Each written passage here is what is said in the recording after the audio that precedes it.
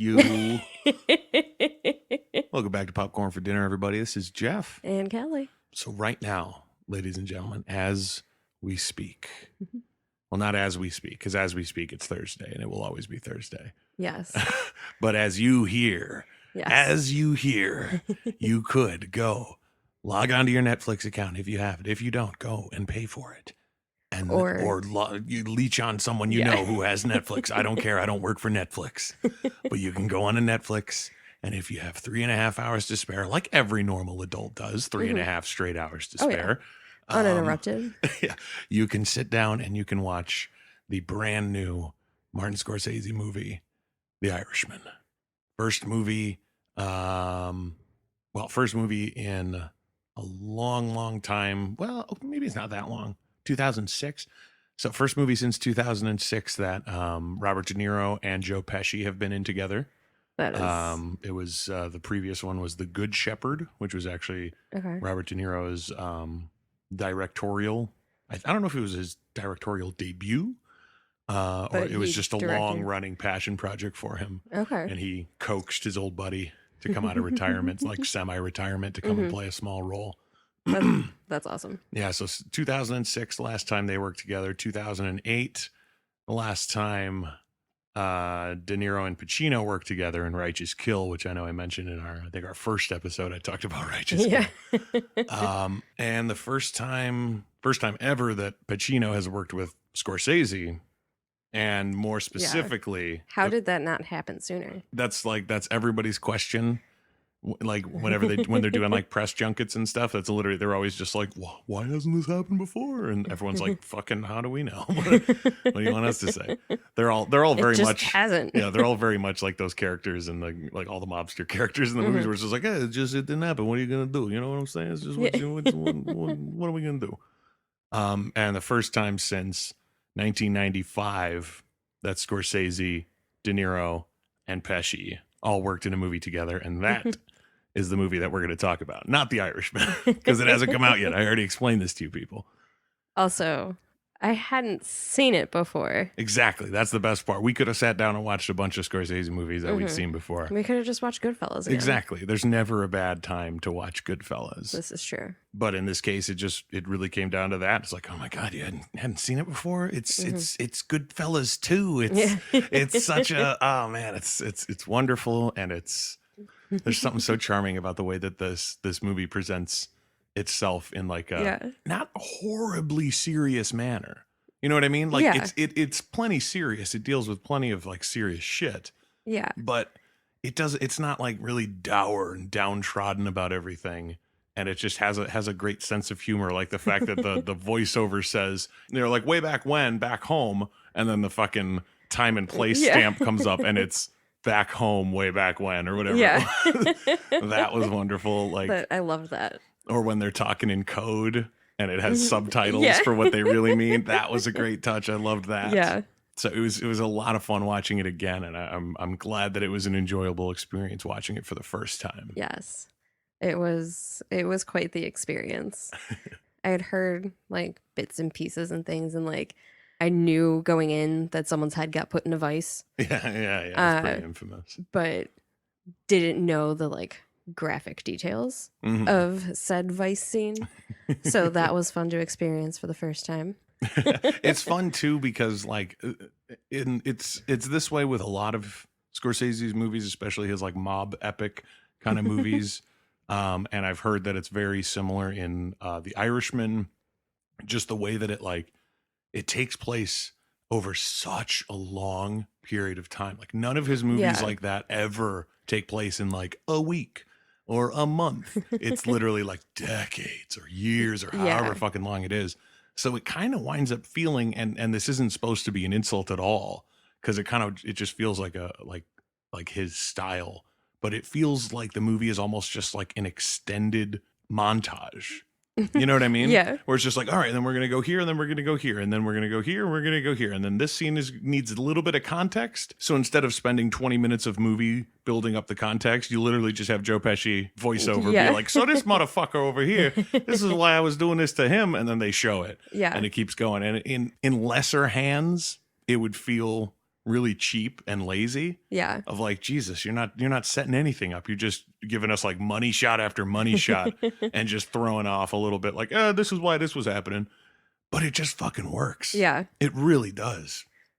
I love the fact that in like juxtaposition to Goodfellas, because I'm pretty certain I'd have to sit and watch it again, honestly. But I feel like in Goodfellas, it's all Henry.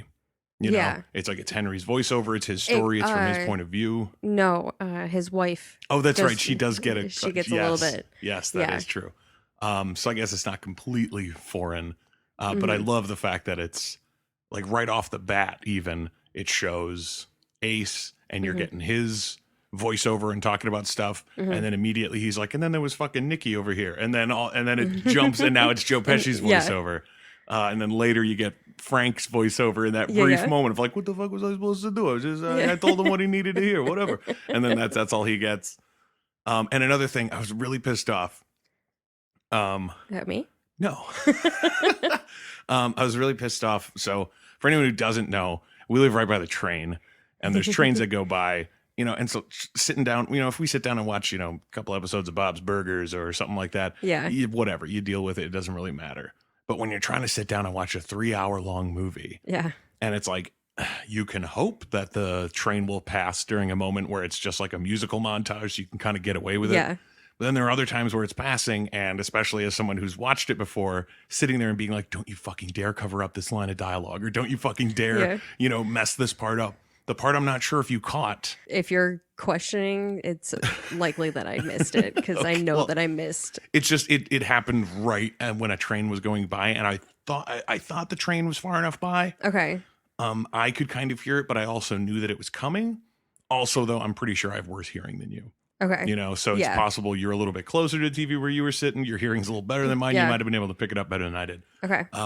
But in that last scene with Nikki, where he goes to the cornfield and the guys betray him and they kill him and everything, did you hear his voiceover react to him getting hit by the bat? I didn't. Oh, goddamn trains, dude.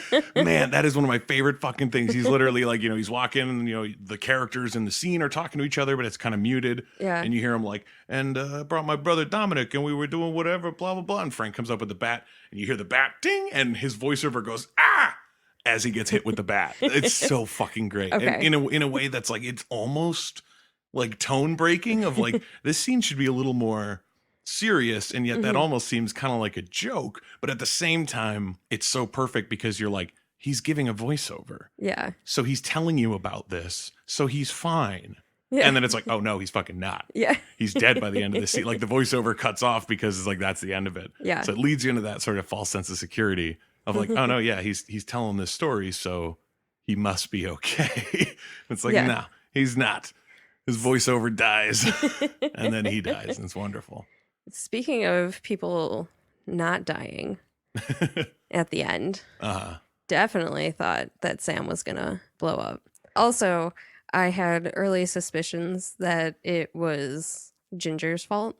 Well, not fault. Like but she it was, accidentally left the bomb in the car. that it was Ginger's doing. Yeah. Honestly, I forgot like what the exact circumstances of that car bomb was, because it's like, I know that it opens the movie, I knew that he survived, I knew that he gets saved because of the make and model of the car, so I knew all of that, but I completely blanked on why he even gets a car, you know what I mean? I was like, wow, who's bombing him? And then watching it, I was like, oh fucking right, it was Nikki.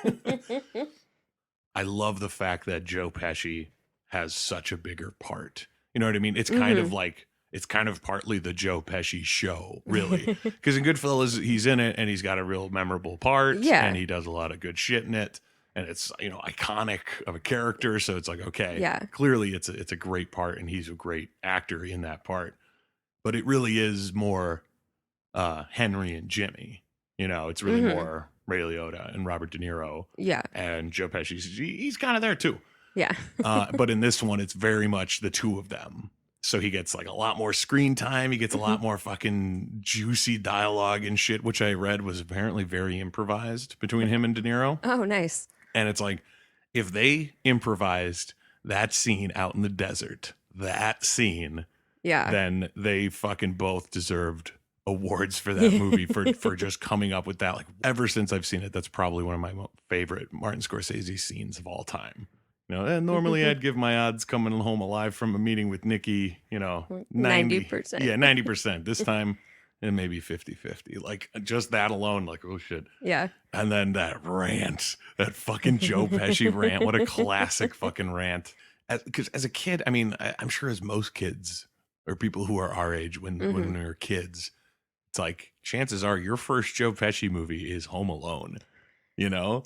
Yeah. So it's like, you see him and he's just this like goofy fucking guy, you know what I mean? Even though kind of the whole point of that, they were kind of like playing with his persona, you know what I mean? Where it's like, he's the toughest fucking gangster in town, yet now he's sort of like the bumbling fool getting taken out by Macaulay Culkin. Wannabe robber. Yeah. As a kid, you don't get that subtext. You're just like, oh, he's a bad guy and he's kind of silly. Yeah. And then you fucking watch Goodfellas and you're like, oh, holy shit. Yeah. Oh, don't fuck with Joe Pesci. Seriously, what was his name in fucking Kevin in Home Alone, right? Kevin shouldn't have fucked with that guy. No, he had no clue what he was dealing with. I love the way that everything fell apart. Oh, like there was the bug in the produce shop, and they heard him bitching about people. Yeah. That is really the moment in so many of his like gangster epics where it really, like, obviously it's towards the end of it all for all of the movies, but just like once that ball starts rolling, it's like, I've already been on board for the whole movie, but that is when it's just like, oh fuck yes. You know, Goodfellas, when the whole heist thing starts falling apart, or well, the heist itself doesn't really fall apart. Stax fucks it up and then they shoot him. But then at the end, when everyone starts going down and they're just like finding corpses everywhere, and then Casino, I forget if they show people getting killed in Goodfellas. I feel like they just keep finding the bodies. Like, there's the guy hanging in the meat truck. There's the guys in the dumpster. Yeah. You know, there's, I know they show them killing Maury, but I forget if there's other people that you see get killed. But in Casino, I like that they like show it happening instead of just being like, oh, and then they found him dead. Oh, and then they found him dead. Especially that fucking dude who made it all the way down to like the Bahamas or whatever. He's just running in and out of the doors of his mansion like, oh, fuck. Oh, shit. Oh, fuck. Yeah. This is essentially just going to sort of devolve into a Scorsese podcast specifically, more so than just Casino. But I like the way that they do like that exact same kind of thing in Wolf of Wall Street, but it's, you know, it's bloodless. Yeah. Because they're all just these fucking white collar douchebags. Yeah. So they're all just getting, you know, arrested and taken away and whatever. And it's not a bunch of people getting shot in the head. Yeah. It seems so unfair. Like, for the most part, the gangsters in like Casino and stuff, they're not really like ripping off a little guy. You know what I mean? They're kind of, you know, they're skimming from a giant fucking casino and all that. So it's not their fault the little guy goes and puts their money there. Right. it more so just what I mean, like the crimes and the things that they're doing, they're not really victimizing a whole lot of like lower level folks. You know, I mean, a lot of the people who work there and are lower level are getting like, you know, $200 tips for parking a car because they're fucking gangsters who love throwing money around. Yeah. So it's like, if anything, they're coming out pretty well. They probably hated when all the gangsters left Las Vegas. But like for the ripping off of the big guy, they all fucking wind up dead. You know what I mean? Like, get shot in the head and executed and all that kind of stuff. And then you get fucking Wolf of Wall Street, those pricks. And they're literally just ripping off the little guy, ripping off all these regular people and stealing from them. And they get the country club resort prisons. And it just seems, and it's obviously supposed to be fucked up. Yeah. Like, I hated the fact that people were like, I can't believe that movie glorifies being you know, ripping people off and taking people's money, because look, he winds up in a nice place and he winds up, you know, giving speeches and stuff, and it's like, that's the fucking point. Yeah. That they didn't get punished the way that they really fucking should have gotten punished. Exactly. Because you think it's unfair in the movie? Well, that's real life. Yeah, exactly. I'm sure people fucking were pretty pissed off when it really happened. Yeah. It's just such an interesting switch on a like classic Scorsese moment of like, yeah, at the end when all the gangsters fucking get taken out so that, you know, keep things quiet or whatever, and then these fucking assholes, the ones who probably deserve to get taken out, are the ones who get cushy fucking white collar prison bullshit. But yeah, those are probably like my favorite bits in those movies. Like, once shit starts going downhill and everything's collapsing, and the way that the things collapse. Because like you were talking about with the bug, like the fact that the bug was in the store for something else. Yeah, about something else completely. Mm-hmm. And it's like, dude, I mean, I'm sure that's actually how it happened, but it's like, that is such the real life way that shit would happen. You know what I mean? They would not find it where they're digging. No. It would pop up somewhere else and they'd be like, oh shit, we got them all. Like, oh my God. Something that I noticed that Scorsese's mom, the character, she tells him, like, you got to calm down. You're going to have a heart attack because he's getting all flustered and all that. And then when they find his books at the end and they're about to take him in, he gets a fucking heart attack and dies. It's like, she was right. I like how many times they reference Al Capone. Yeah, I love that line. That's such a fucking good line. When he's like, they'll put you in that black book. And he's like, just fucking 2 names in that book. And one of them's still Al Capone. That's a fucking great line. What was the other one? I don't remember. I don't know. He was talking about Back Home. Okay. Literally, there's just so much to fucking talk about in that movie. Like, in terms of just fun shit, interesting shit, terrifying shit. Yeah. That fucking Vice scene. It's not as gruesome as it sounds like when you hear it. Yeah. You know what I mean? Like, people think that it's like you see his head get like fully squashed, and it's like, it's uncomfortable greatly, but it's not as horrific as it seems like it would be. Something funny. So one thing, I'm pretty sure that we knew people who were in a band called Charlie M, and it took a long time to realize, like, oh, from that fucking Vice scene. Charlie M, you make me crack your head open for Charlie M. Like, oh, that's a good band name. I will give it to you. Yeah. I didn't realize it at the time, but it's a good name. But the other thing that I read about is that scene is a prime example of, I'm sure there's tons of like terms for it. I've heard people just call it like the sacrificial lamb scene. Mm-hmm. And that is where you have a movie like fucking Scorsese has a movie like Casino, and you're like, okay, they're going to fucking hit this hard ratings wise. Mm-hmm. So I'm going to make one scene that's so fucked that they're going to pay real hard attention to it. And I'm going to be totally cool with cutting it so that everything else can stay. You know what I mean? So it's like that pen scene is pretty fucking gruesome, that he just fucking shoves it in his neck. Yeah. And it's dripping with blood. But you figure the MPAA would probably have a harder time with a dude getting his head squeezed. And apparently it was a little bit more gruesome, and they did cut it back a little bit. They just didn't cut the whole thing because the MPAA didn't say shit about it. Okay. They just like rolled through and they're like, yeah, R rating for violence. And it's like, oh. Violence and language. Yeah, it's like, oh, okay. Cool. Like, he was totally ready to be like, yeah, we don't really, I guess that scene doesn't need to be in there. So if they say like, oh my God, that head vice scene, he could be like, okay, you twisted my arm. Yeah. I'll cut it. You got me. Yeah, so that he could keep everything else. But apparently they were just like, yeah, whatever.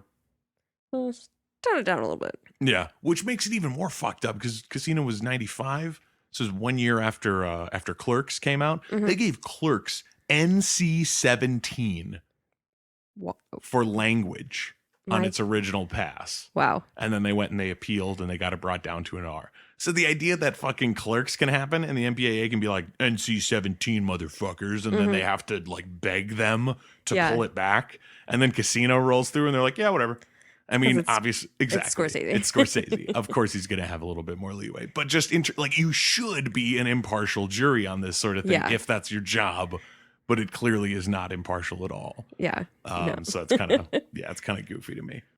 Something else I love that I read real quick. I was scrolling through some like trivia, which obviously I always take with a grain of salt. Who fucking knows how real these things are? But this one felt super real in terms of just being like, you could see it happening.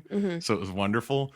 Apparently Sharon Stone specifically told the little girl playing her daughter to annoy James Woods as much as she could. Because the scene where she gets on the payphone and you can see James Woods and the girl in the car and she's still fucking with him. She's like poking at him and he's like, what are you doing?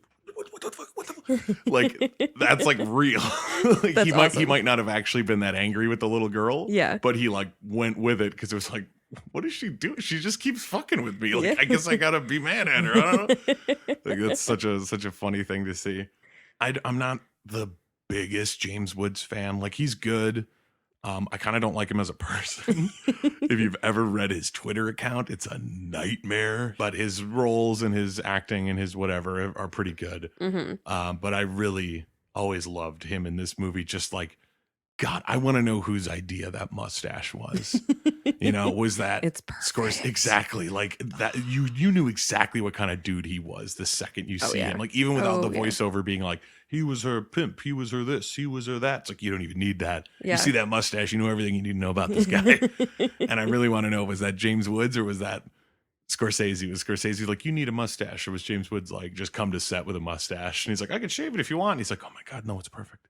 And Sharon Stone, another anecdote. Apparently, she didn't think they were serious about giving her the role because there was like a couple of times where it was like she was supposed to go and like read for it, and Marty's meeting ran late, so he can't make it. And then another time, and something else came up, and Marty can't make it. So then they scheduled it a third time, and she was like, forget it. And she went out to dinner with someone, and she just went out, and fucking Scorsese tracked her down to be like, no, you don't understand. I need you in this movie. Like he went to her, which is pretty fucking cool. That's got to feel good. That is awesome. And you get a fucking Oscar. I don't remember if she won, but I know she was nominated for an Oscar for this movie. And it's like, that's got to feel fucking amazing to be like, not only are you like offered a part in a Scorsese movie, he fucking wants you in the part. Yeah. And you nail it. You fucking nail it.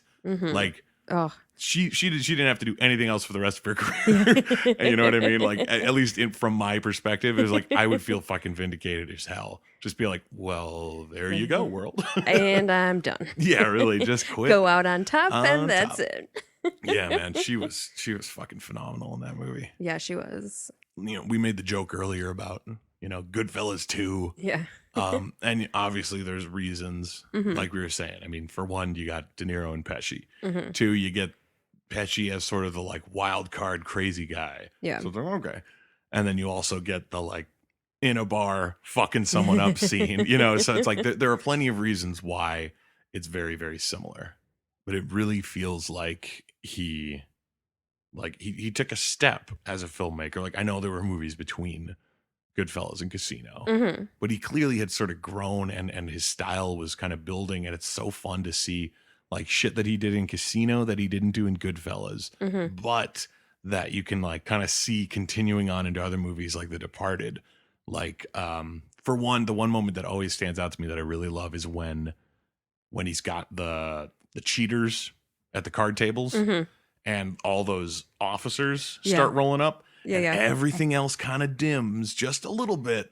And those guys stand out. They're kind of highlighted so that you like see that, it's almost a little on the nose of like, look at them.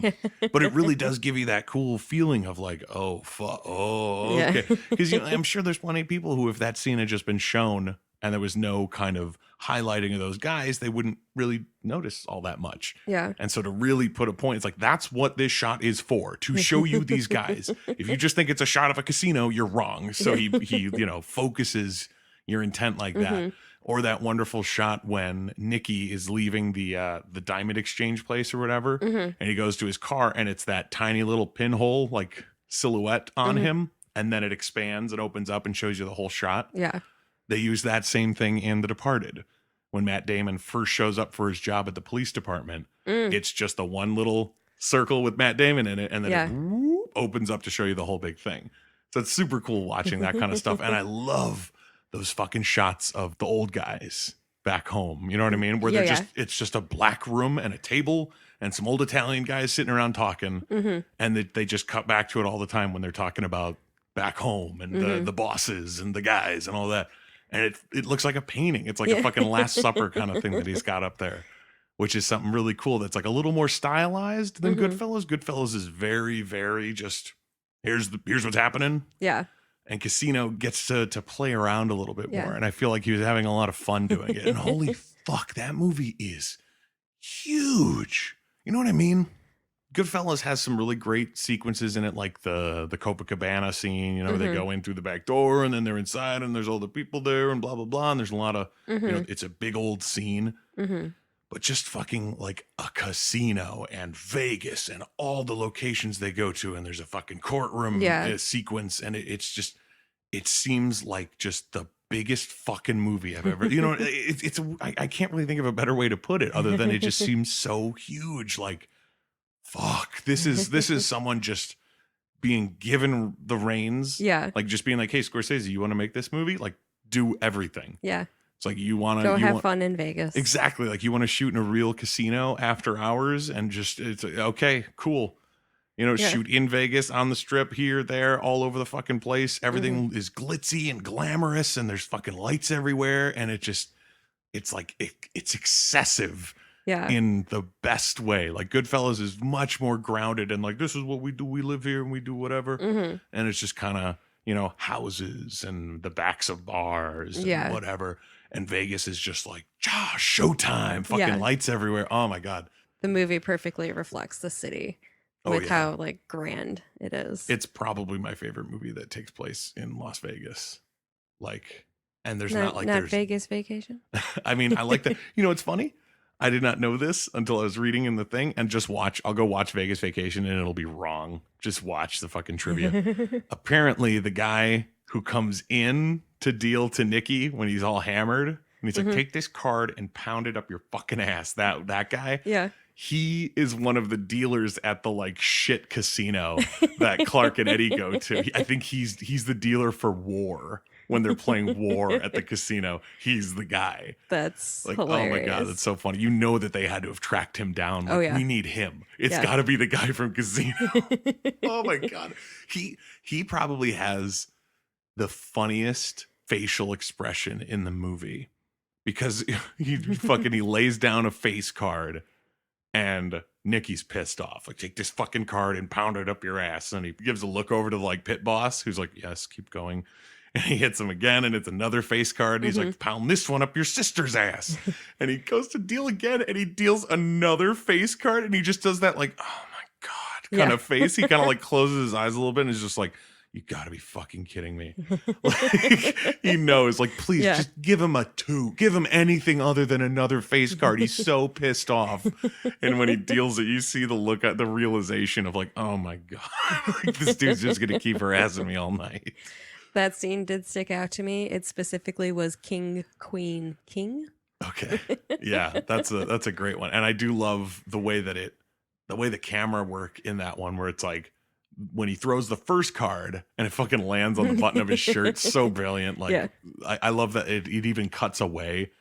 Like when it cuts back, it's gone. And you just know that it's like, Marty, that's technically a continuity error. And he's like, yeah, but that shot when it lands on his shirt, it's so fucking great. Who cares if it's a continuity error? He's never really cared about shit like that. And I really admire that. Where it's like, was that a great shot? Like, oh yeah. It's like, did it technically merge with the next shot? No. And he's like, I don't give a fuck. It was a great shot. I'm using it. Yeah. Fucking I paid for it. That's the best shot we got. That's the shot we're using. Exactly. But then when he throws the second card, the camera just kind of goes a little bit closer to him. Like, oh my God, even just for a shot of a guy getting abused by Joe Pesci, it's still brilliant. But in like the lightest way possible. Of all the people who get abused by him in this movie, he gets it the lightest. That's for sure. Yes. And another like just piece of brilliance, which is slightly tied into The Irishman as well.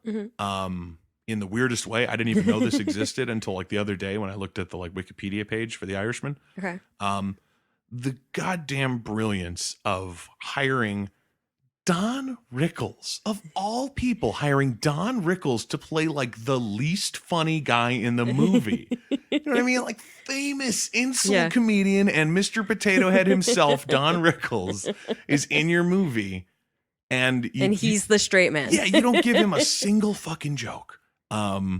But slightly related to The Irishman, Don Rickles is a character in The Irishman. Huh.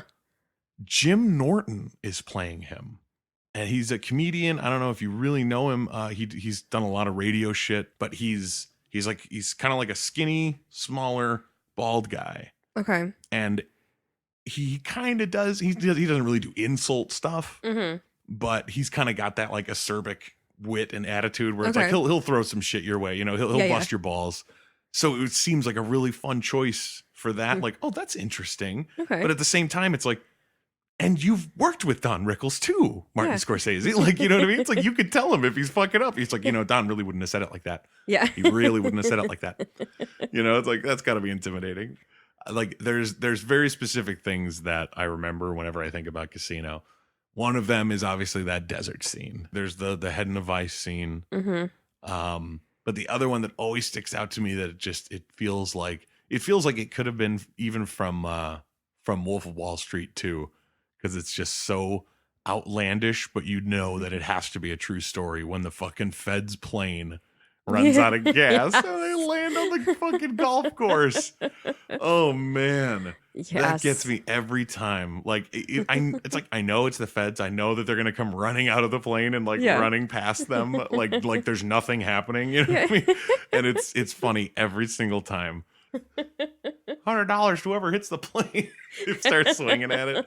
Oh man, I went to Vegas as a kid. Like my family and I vacation went to Vegas probably 96 97, something like that, kind of right around when the movie came out. So I know, I mean, and again, now it's even older, now there's even been another fucking 20 years past since then.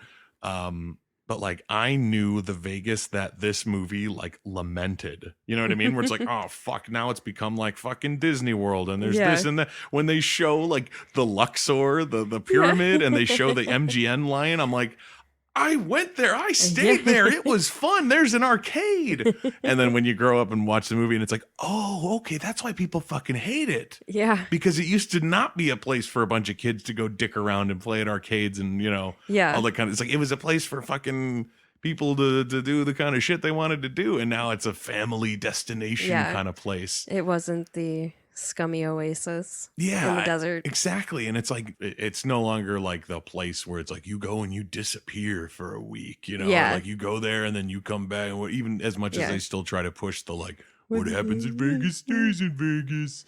It's like, not like it did. No. Like it's, and not even in like a romantic sense of like, man, I wish it would be like that again. It's like, I don't like all that talk about holes in deserts. Yeah. I much prefer a place without a lot of holes in the desert out there. Yeah. I'll stick with current Vegas. Thank you. Yeah.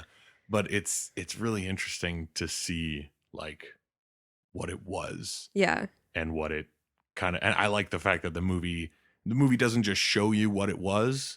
It also shows you that, even if it's just briefly at the end, it shows you like that change, that metamorphosis. What it became. Yeah. Exactly. Where it's like, once they went down, it all came down. And it's like, and that really kind of nails home the point of the whole movie. Because watching it again, like, I'm always super self-conscious when I show someone a movie, and especially a movie like this, where Scorsese himself has famously said that it's like, oh yeah, it's a lot of action, a lot of story, no plot at all. You know what I mean? There's nothing driving the movie forward at any given point in time. Yeah. Except for like, hey, this is the next thing that fucking happened, or like this also happened. Yeah, or, just the general intrigue into what the events of these people's lives were. Yeah. So like the fact that it doesn't really have a plot. And there's no particular, you know what I mean? Like if you pause it and you're like, what do you think happens next? You'd be like, I don't fucking know. Yeah. But it's like, hopefully you're on board for it. Yeah. But once it gets to that end point, all of a sudden it kind of falls into place. Yeah. And you're like, okay. It's not just a story of a guy who gets a casino and eventually falls. It's literally about the change from the old ways to the new way, that shift, and the fact that it's like these people weren't just there for it, they kind of did it. Yeah. Unintentionally. Yeah. But they were the reason that everything had to change, essentially. Yeah. And so it's just really cool, like watching it again and getting to that moment, and you're like, 3 hours of almost no plot at all. And then it really finally kind of gets nailed home, and it's like, oh my God. And then that great just last line, like, and that was it. Yeah. And the movie's over. And it's like, God, that's fucking brilliant. Like, it really is. The only like question that I was left with was what happened with his daughter. Like she clearly had to have been traumatized by seeing the madness that happened Yeah. between them when she was staying at the neighbor's house. Mm-hmm.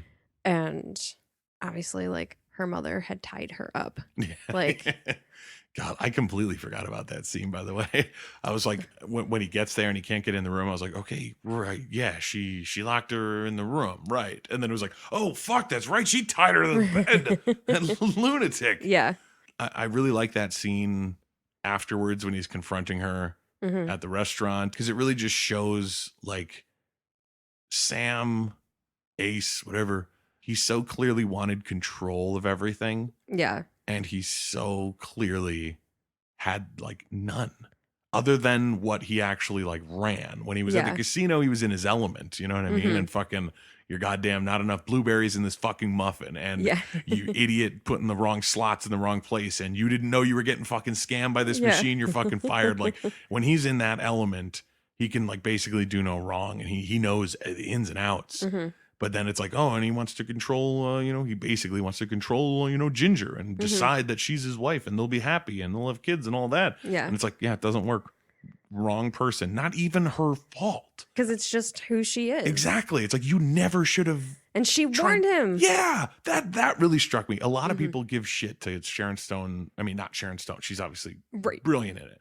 But they give shit to the character of Ginger. And they say it's really demeaning to women and that it's like a shitty character, and that it's like, oh, like what a male chauvinistic way to think of, like, oh, this woman can't handle herself and she just gets all drunk and drugged up and blah blah blah. It's like, she says that's what she is right at the beginning. Like, she knows what the fuck she is and she's comfortable with it. Yeah. And he's the one who's like, I should make you a wife and marry you and we'll be happy and you'll have all these nice things. And obviously she'll go along with the ride, because it's like, well, fuck, I mean, I'm trying to get nice things. Yeah. So that helps.